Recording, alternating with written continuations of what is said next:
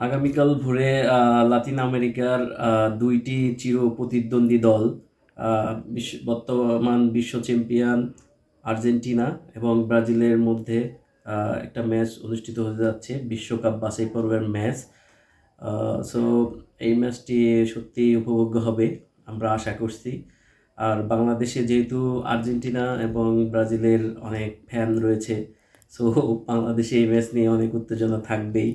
আর বিশ্বকাপ বাছাই পর্বের এই ম্যাচে এখন পর্যন্ত আর্জেন্টিনা গ্রুপ টেবিলের পয়েন্টের শীর্ষে রয়েছে।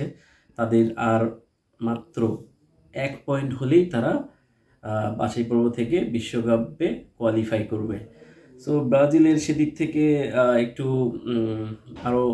আরও ম্যাচ খেলতে হবে। তারপর এখন ব্রাজিল ভালো ফর্মে আছে। রাফিনিয়া, তারপর ভিনিসিয়াস জুনিয়র, তারা অনেক ভালো খেলতেছে এবং লা লিগায় অসাধারণ তারা ফর্মে আছে। সো লাস্ট ম্যাচেও তারা ভালো খেলেছে।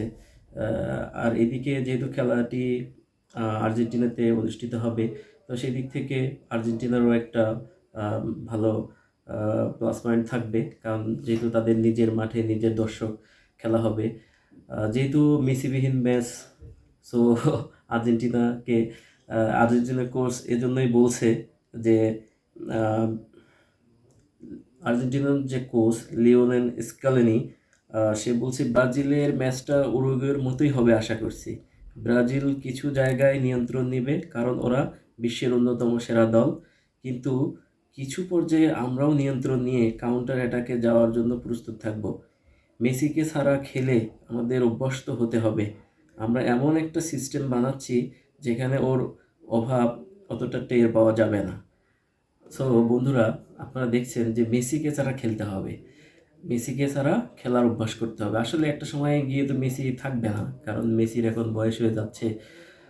সো সেজন্য অন্য প্লেয়ারকে রেডি করতে হবে এবং দলকে সেভাবেই সাজাইতে হবে, মেসি নির্ভর যেন না থাকে। সেজন্য তাদের কোচ এভাবেই বলতেছেন এবং সবাইকে প্রিপারেশন নিতে বলতেছেন। তো দেখা যাক কি হয়। আমরা চাই যে আর্জেন্টিনা এই ম্যাচটা জিতে বিশ্বকাপে কোয়ালিফাই হোক। আর এদিকে বিশ্বকাপ এই যে পয়েন্ট টেবিলের বিষয়টা দেখা যাচ্ছে, আর্জেন্টিনা 28 পয়েন্ট নিয়ে এই শীর্ষে রয়েছেন। তারপরে হচ্ছে ইকুয়েডরের 22 পয়েন্ট, ব্রাজিলের হচ্ছে 21 পয়েন্ট। তো দেখা যাক ব্রাজিল কি করতে পারে এই ম্যাচে।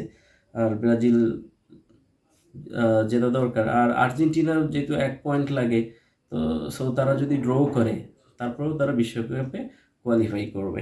এদিকে ব্রাজিলের কোচ দরিভাল জুনিয়র বলছেন, আমরা বিশ্ব চ্যাম্পিয়ন, কোপার চ্যাম্পিয়ন, সাম্প্রতিক সময়ের সবচেয়ে সফল দলের ঘরের মাঠে খেলব এবং সেরা ফুটবল খেলে তাদের মাঠেই তাদের হারাবো। সবাই আমাদের দিকে সমালোচনার তীর ছুঁড়ে দেয় এবং আমরা প্রাপ্য সম্মানটা পাই না, কিন্তু সময় এসেছে এসব বন্ধ করার। তার মানে ব্রাজিলের কোচ উনি একরকম হুমকি দিয়ে রাখছেন যাতে তারা এই ম্যাচটি আর্জেন্টিনাকে হারিয়ে জিতবে। তো দেখা যাক তার হুমকি কতটা কাজে লাগে এবং তার সেই গেম প্ল্যান কীভাবে, তার যে প্লেয়াররা রয়েছে ব্রাজিলের তারা কীভাবে এটাকে এক্সিকিউট করে।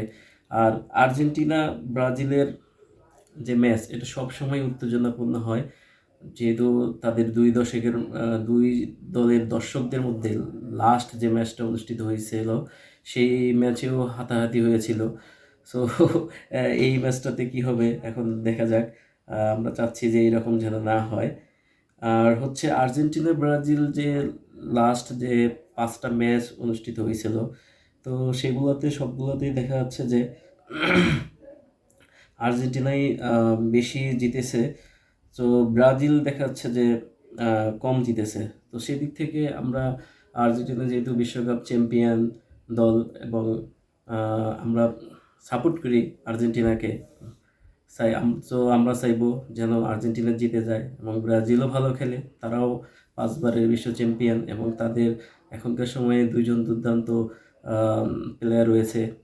সো দেখা যাক কি হয়। আমরা ম্যাচটি আগামীকাল ভোরে দেখব। খুবই উত্তেজনাপূর্ণ একটা ম্যাচ হবে। সো সবাই ভালো থাকবেন।